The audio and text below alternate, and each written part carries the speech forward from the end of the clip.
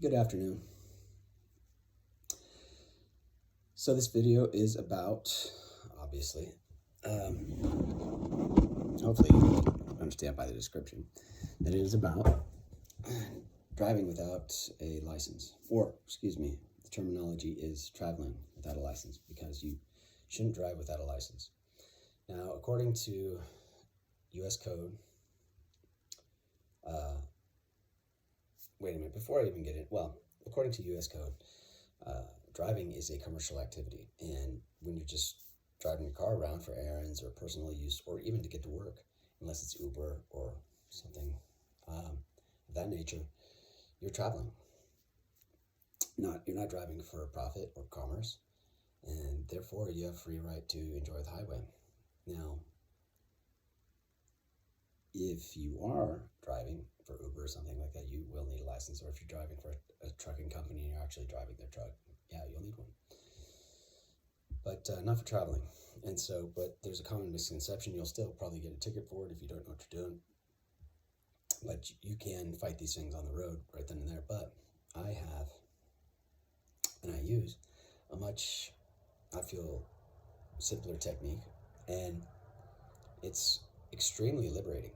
It's extremely, what's the word I'm looking for? It's empowering. It's empowering. And the way it works is this.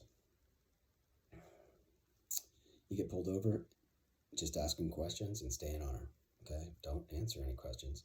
Like, for instance, when I do, they'll pull me over and they'll say, "Do you have a license, registration, and insurance?" I'll say, I don't believe I do. And they'll say, "Okay, well, your license or your registration's expired," and all this other stuff. And I'll say, "Well, I didn't realize one was required." And normally, even at that point, I'll offer them the license number that I used to use. Well, I still use the number, but to the license that's now been expired for some time. And give them that number, and they check it out, they see I'm not, wanted or anything like that. And then next thing you know, they go, "Well, just, take care of the stuff, and we'll see you later." Okay, great. Now, if you're like me and you don't have a license, if you get pulled over, try to pull over in private property, because technically, I believe that they're not supposed to be able to tow it. But I park on the street, right, when I get pulled over many times. And if you feel like you can get to a place that's a public turnoff, off the public highway, and you have to drive a little bit, even with the siren on and things, when he comes over to when you finally pull over and he comes up to you all pissed off, just look at him and say, like, "Officer," and say completely straight, "I was pulling over for your benefit, so I wanted to wait until I found a safe place off the highway." I mean, what's he going to say, right? So, good. Anyway, just ask questions, when he says, "Oh, do you have a license?" Just say, "Well, is one required?" And if he says, "Yes, one's required," say, "Who's claiming that?" And he might say, "Oh, I'm claiming that." Say, "Okay, so you're accepting liability for the claim that I need a license? So you're saying I need a license, nobody else." And eventually he'll come around to, "Well, it's the state of California." And then, great. So when was the last time you spoke to the state of California? And he never has, because nobody has. And even if he wants to go on further, just, ask to speak with the supervisor. I've had, literally 3 cops surrounding the car. And, I just asked them questions. They let me on my way. Now, if you get the ticket, then simply you'll do what I always do. You'll go to court. If you have to sign in, you'll say user of the name, in my case, David Storia. And when you get in there, when they call the name you use, in my case, I'll say David Storia, and I'll say, "I'm here for that matter." I won't say that I am the name. And then, when I get in front of the judge, I'll say, and he asks me to plea, I will not plea, because I don't want to take responsibility for that name. I don't want to become surety for that name, and I don't want to meddle in the affairs of court by doing that. I mean, someone else has a claim to that name.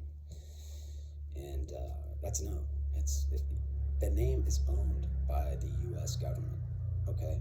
I mean, think about it for a second. Just think.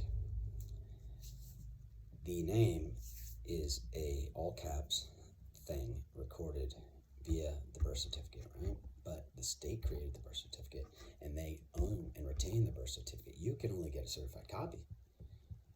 And so it's also said in the VitalCheck website, in one of their blogs. Actually, they deleted it, but I have a picture of it. They said, contrary to what most people believe, the data and information contained within those documents belongs to the issuing agency. Well, that would be the Department of Vital Statistics, I believe, vis-a-vis the United States government. They own that name. So if anyone asks you, is that your name? You ask them, what do you mean by your? And they say, well, your, does it belong to you? And you say, well, is this somebody claiming it does? Because could it be that, and then you ask a question, right? I asked a question. Could it be that that name has already been claimed by the United States government? And then, anyway, so that's that. And if you make a plea, then that's like you taking responsibility or speaking for the name, and therefore they got you already. It's like you're done, Then you can argue whether you're innocent or guilty and all that stuff. It's just, who wants to do that? Not me. So the other thing is, you are not a name, right? I mean, someone might say, but you're David Storia, and I might say I'm David Storia, but I'm not. Those are two words. They're called names. Our parents choose them. And then that's what gets written on the certificate, and they own that. And so, but I'm not a name. I'm not two words. I'm not a collection of letters. I'm not a sound. And I don't believe there is any evidence that I am a name. I'm a man who uses a name. Could it be? So, now that we've dealt with the name, we want the courts to recognize that really the state is, not the state, but the state, the government is responsible for that name, and they're liable for the name. And so we want them to come to that conclusion. Now, of course, if in court someone's saying something about me, then I'd be glad to settle it honorably, provided that they produce a claimant. If I could speak with the claimant and get first-hand testimony about this claim, I'd be glad to settle it here now, immediately and honorably. But they can't produce anyone, and that's because there is no one named People of California. There is no one named County of San Mateo. There is nobody named City of Half Moon Bay. There's no...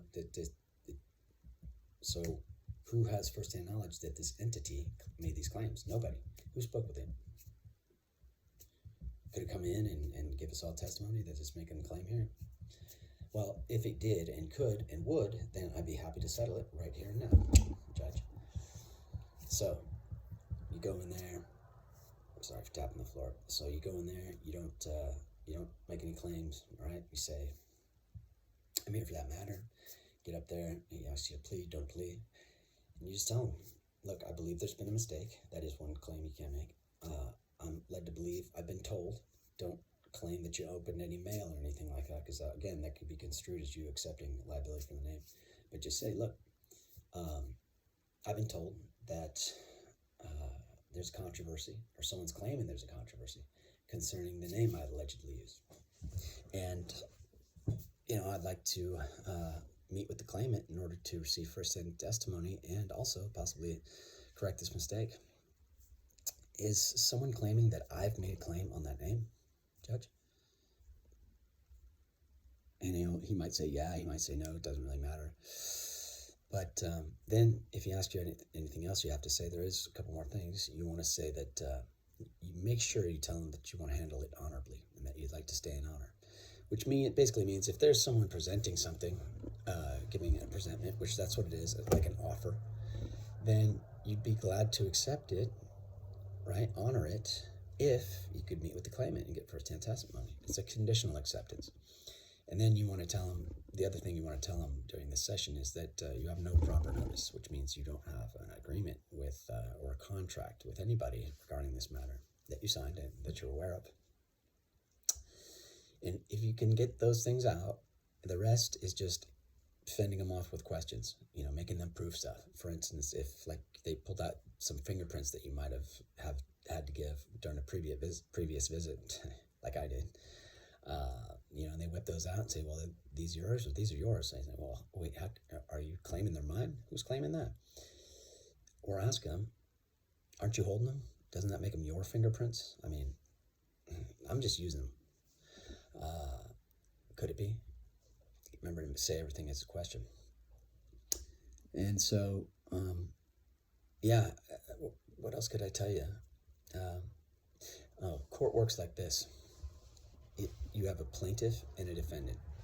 and they're both claimants, allegedly. Now, but if you go in there and you don't make any claims, first of all, that means that there's no conflict. Especially, well, if you don't make it a claim, they consider it a claim in a way. Silence is consent, that kind of thing. So what you want to do is agree with their claim, if there is one. So saying, and this is what I said to the judge, I said, look, if there's somebody claiming I owe something or I need to do something, I'd be glad to. But where is he or she to provide first-hand testimony? I mean, I have no proper notice. No meeting of the minds, where I agreed with the claimant that I am the name or that I own the name. I mean, if we could speak with the claimant, I'd be glad to. But where is he or she to provide first-hand testimony in the matter? They don't exist. These things are entities, right? They can't speak, they can't write, and they're inert, and so nobody can witness it, and it can't certainly come in and give first-hand testimony. Now, sometimes the prosecutor or the judge may say something like, "Well, I'm the county of San Mateo." But wait a minute, you said your name is County, and they'll be like, "No, my name is Marvin, and I work for the county." Okay, Marv. Well, check it out. So you're saying you work for the county, and I'll say, yeah. So you claim to represent the county, right? Yeah, okay. So when was the last time you spoke with the county, and the county gave the first-hand knowledge that I did this? Do you have any evidence of that? No, he doesn't, because it never happened, and so therefore it's hearsay. It is hearsay. And you go in there, you start claiming the name, you start pleading, stuff like that. You're done, pal. Come on, then you got to prove your claims. Then you got a competing claim. But if you don't, if you agree with their claim conditionally, you honor it conditionally. And by the way, you can look up honor and dishonor if you go to just type in USC honor and dishonor, something like UCC, honor and dishonor, and it'll show you exactly what it is. Because everything in our country is under the UCC, Uniform Commercial Code. In fact, our government is a corporation. Many of you know that. Maybe you guys have seen Brandon Joe Williams videos and such, and he goes into that in some detail. It's a fine resource. And pretty soon here, I'm going to post up, if I can, some recordings of people actually using this technique in court and having their stuff dismissed. It works for, I don't use the license. I haven't for some time. I don't register both vehicles, and I haven't for probably 6 years. And by the way, it works for the California Franchise Tax Board as well. Just ask them the questions, write it in. And I've dealt with probably a parking ticket. I wrote it in, the questions. I dealt with 2 speeding tickets, no, 3 actually. No license, no reg, no insurance ticket. Fix-it ticket for the registration. And going through a stop sign. And a $300 bank fee. So, and like probably, 20 or 30 toll violations, although I let those build up and then I do it. I had to call them today, as a matter of fact. They believe someone's claiming that I owe some money. Not that I went through the toll. Nobody, I'm not disputing that, although I could ask them, well, who's claiming that? I'm not claiming that. But I'm disputing, or not even disputing, I'm not. I'm simply trying to assess whether anyone has first-hand testimony that this so-called, travel agent, what they call it Bay Area Fast Track, has made any claims, and it hasn't. I mean, they'll say the computer does this, computer does that, but is the computer the entity? I don't think so. They could get rid of the computer. They could get rid of their whole little system. They could get rid of every single employee, but that entity, that legal entity, would still exist on paper. And so they're saying, right, the agents are saying that little piece of paper, that incorporated thing, that imaginary thing, is making claims. And so, okay, well, hey, no problem, pal. If the city or this entity is making claims, who am I to argue with you? But just, could we hear it for ourselves? I mean, apparently you heard it, so. Or is this just hearsay? Yeah, so I want to stay in honor, conditionally honor. Don't make any claims, and tell them there's been a mistake. You have no proper notice. You're there for that matter, and everything else that I said, I might have missed something right there, but you guys get it. And you can drive without a license. I do. By the way, you may want to get some sort of ID, because it does become quite a nuisance when you don't have something like that. And by the way, I just call that ID, but I don't really believe it is. In fact, when they ask me if it's identification, I never claim it is, because identity comes from a Latin word. It's idem, which means the same as. And I don't believe I'm the same as a piece of plastic, or even if it's got a picture, nor am I the same as an all caps name. Here's something for you to think about. How can we, because I don't know, and I'd like to know, how can we transition from giving our flesh and blood birthday, right, as birthday for the name? Because the name, I believe, I've been told, is its birthday is like about a month later. In my case, April 10th. And so, but on all the documents, I always put March 10th, thinking that it's me, but then it comes out with the all caps name, and that's not me. That's the entity I use, or the person I use. And if you look up the definition of person, which I highly recommend you do, you'll see that person is you're not a person, you're a man or woman. Person is a corporation or a limited partnership or a trust or XYZ, but anything but a man or woman. You'll see that. So, anyway, good luck.